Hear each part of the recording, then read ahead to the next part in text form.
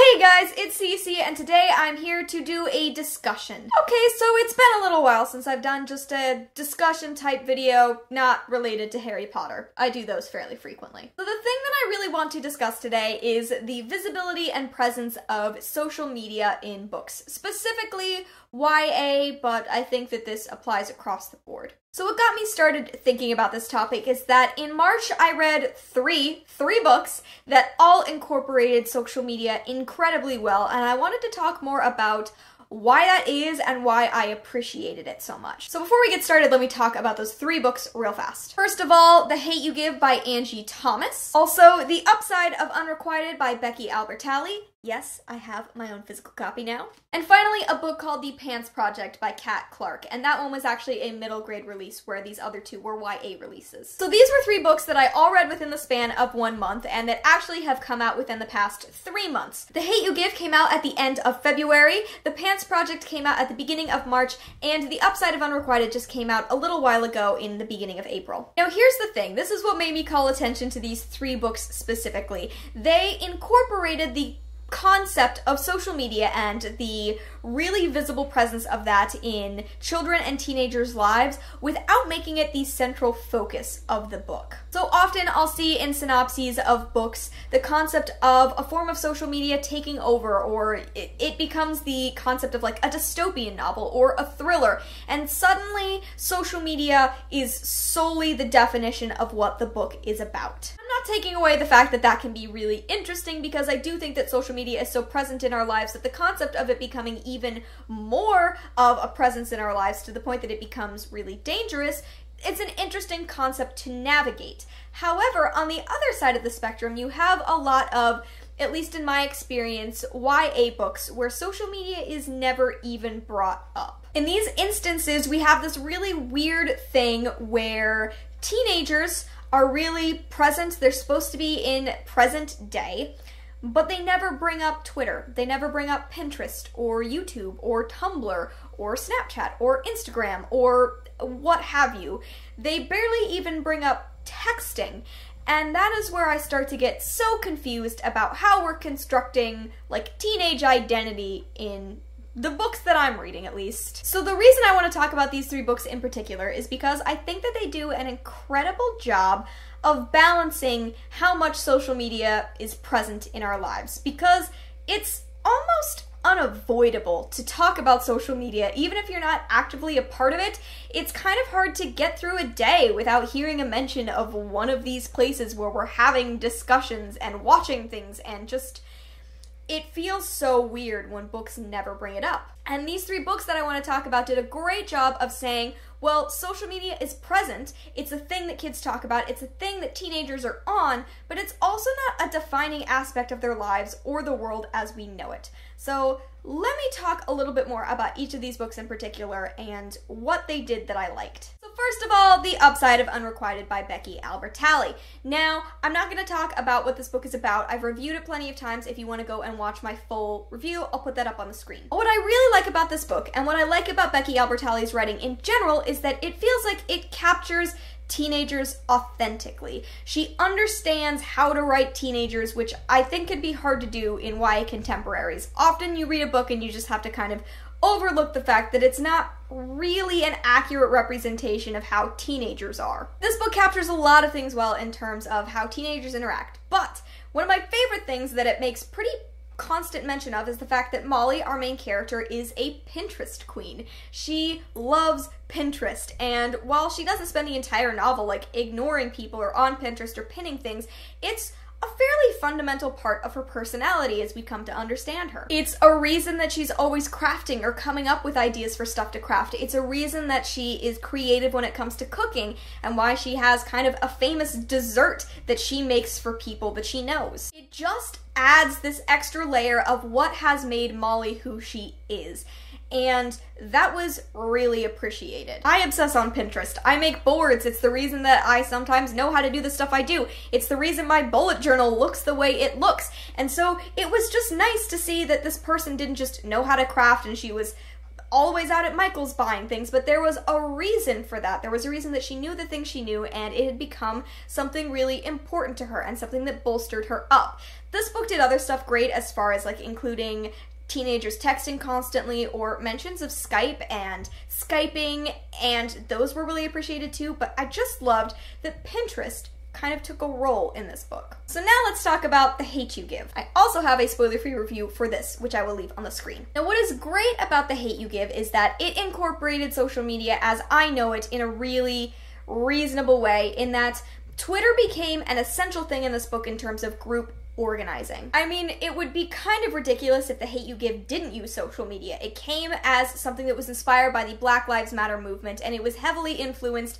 by hashtags and those kinds of things that we tweet and talk about every day. So Twitter is used as a form of organization. It's how, when the characters are thinking about a protest, where that protest might be, they can learn quickly where it is and they can hear what's going on at that protest. They know what's going on in the world because one of them will have easy access to Twitter. Also, the concept of Tumblr is incorporated so geniusly into this novel in that we never really get a specific scene of Star scrolling through Tumblr, looking at things on Tumblr, but it does heavily inform one of the relationships that she has with her friend. Her and her friends follow each other on Tumblr. If one of your closest friends unfollows you on Tumblr, that has meaning. That's gonna influence your relationship, and then it makes you curious about why that is. It was a seamless incorporation of how social media is a part of life and a part of activism and online awareness. It highlighted how social media informs our in-person interactions. And it did all of this without taking away the in-person conversations Star and the rest of the characters have throughout this book. The last one I want to talk about is The Pants Project. Like I said, this is a middle grade novel, so it does incorporate social media a little bit less,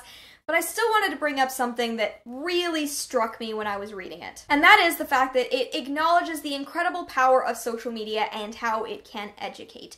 Liv knows he is trans. And he knows this, he's found that word to identify himself because he has found other people like him on the internet. There is a scene in the book where he's talking about how he realized he was trans and what that means to him, and it's because he was digging through YouTube and he found video after video of people like him talking about their experiences, and it became something that Liv could connect with, and it gave Liv the terms that he needed to put to his own identity. Liv isn't on the computer that much throughout the duration of the book. He is on there a little bit when he's learning about activism and examples of activism, but this was a nice mention of the fact that social media is incredibly important to queer people on the internet. If you don't have access to this information in person, if you don't have access to these people in your life, social media is an outreach, a way that you can gain a vocabulary to talk about yourself and your identity. Reaching out through social media, watching YouTube videos was an essential way of me realizing I was queer. And even though Liv is younger than the protagonists of the first two novels that I talked about, it still acknowledged the power that social media has and the ways it can be a force of so much good, especially for this community of people. So, a personal anecdote.